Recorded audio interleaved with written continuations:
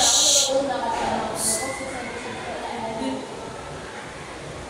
afternoon, everyone. Good afternoon. Good This afternoon. afternoon, I'm going to talk about planning, implementing, and evaluating. So we're going to understand these connections throughout our discussion. So what is planning? There are three processes of curriculum plan, which is the planning, implementing, and evaluating. So one of the example of planning or document curriculum plan is the lesson plan. It is a written document. So first we have planning. It is initial process in curriculum development.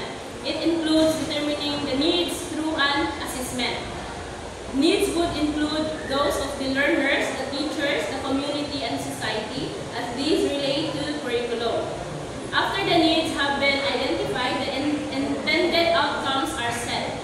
Intended outcomes, which is our lesson, are our learning objectives. So, intended outcomes should be smart, specific, measurable, attainable, with result, and within the frame of time. It should be doable to be able to achieve or desire. So, after planning, it should be implemented.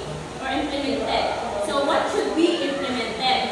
The planned curriculum which we can should be implemented. It has to be put into action or used by a curriculum implementer. And who are those? Who are the implementer? Yes, of course, us, the future teacher or the teacher. So curriculum plan should not remain as written document.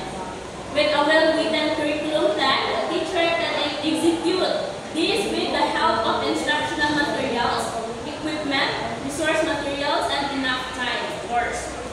So the implementing, should a curriculum implementer must also see to it that the plan which serves as a guide is executed correctly. So we have now the evaluating, planning, implementing, and evaluating. So evaluating, a big idea may follow evaluation models which can be used for programs and projects. It is the process and the corresponding tools that will be used to measure outcomes, of course. So if there's a planning, it should have a implementing and evaluation. So remember that what has been planned, it should be implementing, and what should be implemented, it should be what has been implemented, it should be evaluated. So now we proceed to the next topic, which is the curriculum development reforms enhancement. The Enhanced Basic Education Act. So curriculum designers needs to enhance the recommended curriculum and purpose curricular innovations to respond to the changing landscape in education regionally and globally. Republic Act 10533, otherwise known as Enhanced Basic Education Act of 2013, is the latest educational reform in the Philippines. Education signed into law by President Benigno Aquino III last May 15, 2013. K-12, it is an act enhancing the Philippine basic education system by strengthening its curriculum and increasing the number of years for basic education, appropriating funds therefore and for other purposes. The Enhanced Basic Education Act of 2013, popularly known as K-12, includes 1 year of kindergarten education, 6 years of elementary education, and 6 years of secondary education. The 6 years secondary education includes 4 years of junior high school and 2 years for senior high school. With K-12 existing 10 years of basic education, it increased to 12 years with kindergarten education as a prerequisite to entry to grade 1. Why K-12? K-12 makes the Philippine education system as par with the international standard of 12 years basic education, thereby contributing to a better education society capable of pursuing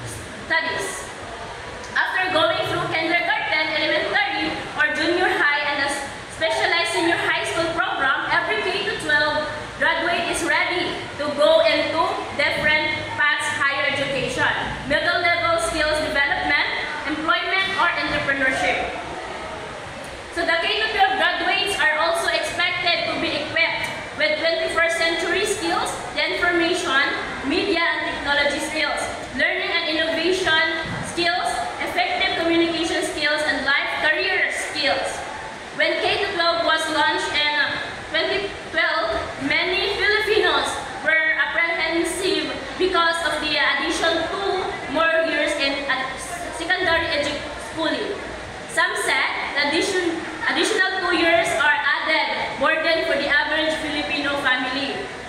So others said the K-12 program is doomed to fail since it does not address the basic problems in education like lack of classrooms, chairs, books, teachers, quality teaching, and many more. So we have here the reason why they are implementing the K-12. It's first, mastery of basic competencies is inefficient due to congested curriculum. So see the table. See the table. This is the result of the achievement test. Here, so next, we have the Philippines is the only remaining country in Asia with 10 years basic education program. So as the others said sa gawas, no, you cannot proceed or you cannot get a higher position if you are not 12 years basic education, because they know that Filipino have only 10 years basic education. That's why maglisod ang mga professional outside or to the other country tungod sa kanang atuang education, because we only have 10 years basic education. So employability of Filipino high school graduates, the K-12 prepares the students for the world of work, middle-level skills development, entrepreneurship, and college education.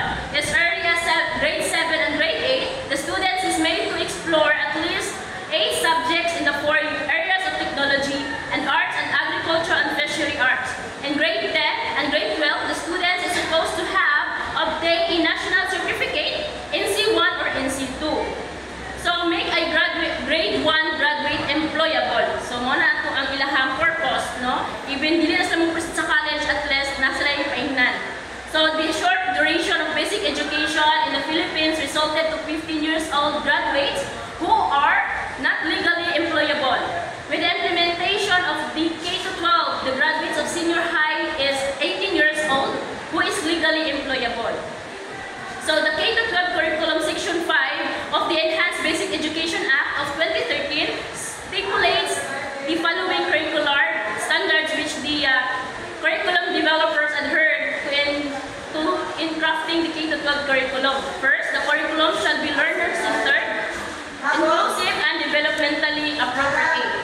Second, the curriculum shall be relevant, responsive, and research-based. Third, the curriculum shall be culture-sensitive. Fourth, the curriculum shall be contextualized and global. Fifth, the curriculum shall use pedagogical approaches that are constructivist, inquiry-based, reflective, collaborative, and integrative. Sixth, the curriculum shall adhere to principles and framework of mother tongue-based multilingual education or MTE, which starts from where the learners are and from what they already know, proceeding from known to unknown. Instructional materials and capable teachers to implement the MTE curriculum shall be available. Last, the curriculum shall use the spiral progression approach to ensure mastery of knowledge and skills after each level, and the curriculum shall be flexible enough to enable and allow schools to localize,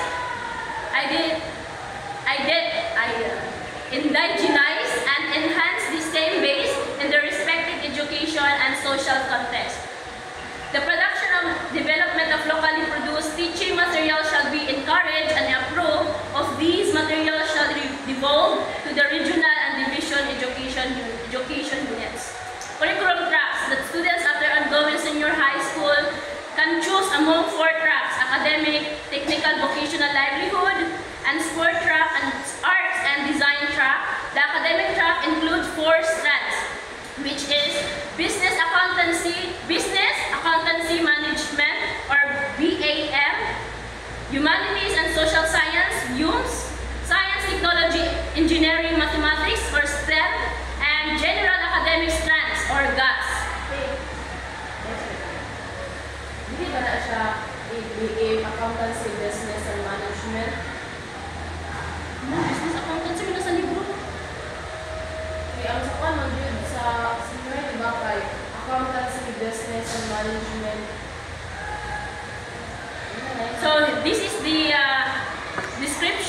the nomenclature learning area of the K-12. So here's the so dili na ako siya i-elaborate or i-call kay taas dit kay siya.